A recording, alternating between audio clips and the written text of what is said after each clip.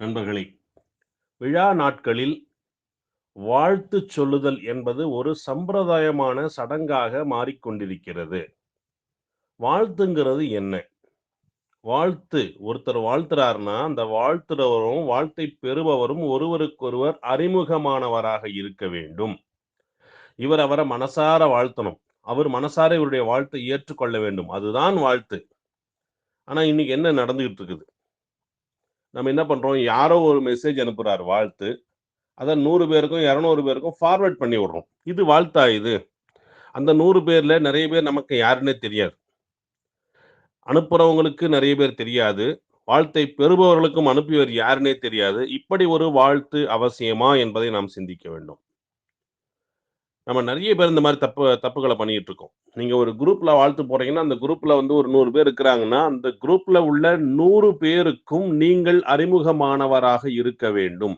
அந்த 100 பேரும் உங்கள் வாழ்த்தை ஏற்றுக்கொள்ள வேண்டும். அப்படிதான் அந்த குரூப்ல நீங்க வாழ்த்து போடுறதுக்கு ஒரு சரியான விஷயமா இருக்கும். ஆனா, நம்ம யாருன்னே தெரியாது அவங்களுக்கு. அவங்க யாருன்னு நமக்கு தெரியாது.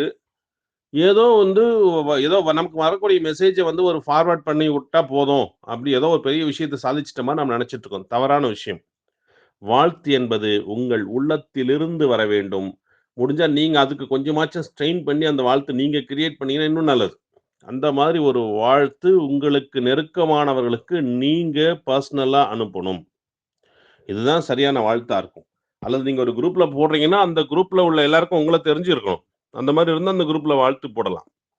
அதனால நண்பர்களே, வாழ்த்து அப்படிங்கிறது எல்லாருக்கும் ஒரே மாரி ஃபார்வர்ட் பண்றது இல்ல. யாருக்கு என்ன தேவையோ அத குடுக்கணும். உதாரணத்துக்கு ஒருத்தருக்கு உடல் சுகம் இல்லாம இருக்கிறாருன்னா, அவருக்கு உடல் நலம் பெற வாழ்த்து சொல்லணும். ஒருத்தர் வந்து வெற்றியை தேடி ஓடிக்கொண்டிருக்கிறார்ன்னா, அவர் வெற்றி பெறுவதற்காக அவருக்கு வாழ்த்து சொல்ல வேண்டும். அப்ப யாருக்கு என்ன சொல்லணும்? நீங்க இந்த மகாபாரதம் இந்த மாரி இதிகாசம்லாம் எடுத்து பார்த்தீங்கன்னா தெரியும். ஒரு வாழ்த்து சொல்லும்போது அது எவ்வளவு முக்கியத்துவம் வாய்ந்தது. யாருக்கு என்ன மாரி வாழ்த்து குடுக்குறாங்க, அவங்க என்ன மாரி வாழ்த்த எதிர்பார்க்குறாங்க, இதெல்லாம் பாருங்க. ஆக வாழ்த்து என்பது அனுப்புபவருக்கும், பெறுபவருக்கும் உள்ள தனிப்பட்ட விஷயமா இருக்க வேண்டும். அனுப்புபவருடைய உள்ளத்திலிருந்து அந்த வாழ்த்து வர வேண்டும். பெறுபவர் தன்னுடைய உள்ளத்தில் அந்த வாழ்த்தை பெற்றுக்கொள்ள வேண்டும். அந்த வாழ்த்து அவருக்கு உண்மையிலேயே பயனுள்ளதாக இருக்க வேண்டும். அப்படி இருக்கும்போது, அந்த வாழ்த்து இந்த பிரபஞ்சத்தில் ஒரு மாற்றத்தை கொண்டு வந்து, அந்த வாழ்த்தின் மூலமாக ஒரு உண்மையான பலன் அந்த வாழ்த்தை பெறுபவருக்கு கிடைக்கும். நண்பர்களே, இன்றைய தலைப்பு நாம் தென்னை மரமாக வாழ்வோம். புதிதாக ஒரு தோட்டத்துல ஒரு வாழைக்கன்று கொண்டு வந்து வச்சாங்க. அந்த தோட்டத்துல ஏற்கனவே ஒரு தென்னம்பிள்ளை இருந்தது. அது வழக்கத்துல தென்னங்கன்றுன்னு சொல்றாங்க. அந்த தென்னம்பிள்ளை இருக்கிற இடத்துல பக்கத்துல அத வைக்கிறாங்க.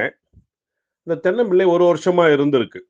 இந்த வாழை மரம் கேட்டுச்சு. நீங்க வாழைக்கன்று. "நீங்க என்ன எவ்வளோ நாளா இருக்க?" "நான் வந்து 1 வருஷமா இருக்கேன்." வாழைக்கன்று லேசா சிரிச்சுது. "நீ 1 வருஷமா இருக்கன்றா, பார்த்தா உயரம் ஒண்ணும் உனக்கு ஈக்குவலா நானும் இருக்கிறேன்." அப்படிங்கிற மாரி சொல்லுச்சு. அப்புறம் கொஞ்சம் கொஞ்சமா வந்து இந்த வாழைக்கன்று வேகமாக வளர ஆரம்பித்தது. வளர வளர வந்து அது கொஞ்சம் கேலி கிண்டல்லாம் பண்ண ஆரம்பிச்சது. "என்ன நீ ஒண்ணும் பெருசா வளரல. நான் வந்து பாரு எவ்வளோ உயரமா வளர்ந்துகிட்டு இருக்கேன்." அப்படின்னு சொல்லிக்கிட்டே இருந்தது. 2 மாசத்துல தென்னம்பிள்ளைய விட வாழைக்கன்று நல்லா உயரமா வளர்ந்துடுச்சு. இன்னும் வாழைக்கன்று ரொம்ப கேலி, கிண்டல்லாம் பண்ண ஆரம்பிச்சுடுச்சு. ஆனா தென்னம்பிள்ளை எதுவும் சொல்லல. லேசா புன்னகைச்சுட்டு அமைதியாயிடுச்சு. ஒரு 1 வருஷத்துக்குள்ள பார்த்தீங்கன்னா, வாழைக்கன்று நல்லா பெருசாகி போச்சு. தென்னம்பிள்ளைய விட 2 மடங்கு உயரமா அந்த வாழை கன்று வளர்ந்துருச்சு. இப்பவும் நல்லா அந்த கிண்டல் பண்றது, கேலி பண்றது இதே பண்ணிக்கிட்டு இருந்துச்சு வாழைக்கன்று. இப்போ அது சொல்லிட்டு இருந்தது. "நீயும் நானும் ஒரே மண்ணுல தான் இருக்கிறோம். ஒரே மாரி தண்ணி தான் நம்ம 2 பேரும் கிடைக்குது. ஆனாலும் நான் பாரு எவ்வளோ உயரமா வளர்ந்திருக்கிறேன். நீ பாரு சரியா வளரல. எவ்வளோதான் உன்னுடைய வளர்ச்சி, என்னுடைய வளர்ச்சிய பாருன்னு" சொல்லி அந்த வாழைக்கன்று நல்லா கர்வமா இருந்தது. இப்போ அழகான குலை தள்ளியது அந்த வாழைக்கன்று. அதுக்கு ரொம்ப சந்தோஷம். "பாத்தியா நான் அழகா குலை தள்ளி விட்டேன்." அப்புறம் தோட்டத்துக்காரர் வந்தார். பார்த்தாரு. அந்த குலைய வெட்ட ஆரம்பித்தார். இந்த வாழைக்கன்று கண்ணீர் விட்டு ஓன்னு அழுதது. "ஐய்யய்யோ! என்னுடைய குலைய வெட்டுறாங்களே!" அதற்கு அடுத்தது அவன் அந்த வாழை மரத்தையும், அந்த வாழைக்கன்றையும் வெட்டினான். வெட்டிய பிறகு அது தோலெல்லாம் உரிச்சிடுறான். இப்போ தென்னை மரம் அதே புன்னகையுடன் அந்த இடத்தில் இருந்தது. தென்னை மரம் பல ஆண்டுகள் வரை தாக்கு பிடிக்கக்கூடியது. அதனுடைய வளர்ச்சி நிதானமாக இருந்தாலும், நிரந்தரமாக, உறுதியாக பல ஆண்டுகளுக்கு தொடரும். நண்பர்களே, எந்த ஒரு காரியத்திலும் நம்முடைய துவக்கத்தில் நாம் என்ன செய்கிறோம், என்ன வெற்றி பெறுகிறோம் அப்படிங்கிறது ஒரு பெரிய விஷயம் இல்லை. அந்த வேகமா ஒருத்தன் செயல்படுறான் அப்படின்னா, அவன பார்த்து நாம் ஆதங்கப்பட வேண்டிய அவசியம் இல்லை. நாம் கொஞ்சம் கொஞ்சமாக வளர்ந்தாலும், உறுதியான நிரந்தர வளர்ச்சியாக அது இருக்க வேண்டும். நீங்க செய்யக்கூடிய செயலில் உடனடியாக உங்களுக்கு ஒரு மாபெரும் வெற்றி கிடைக்கலன்னா, அத பத்தி வருத்தப்படாதீங்க.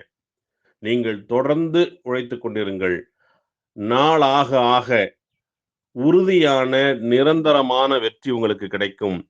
பொறுமையாக செல்பவர்கள் வருத்தப்பட வேண்டாம். பொறுமையாக காத்திருப்பவர்கள் வருத்தப்பட வேண்டாம்.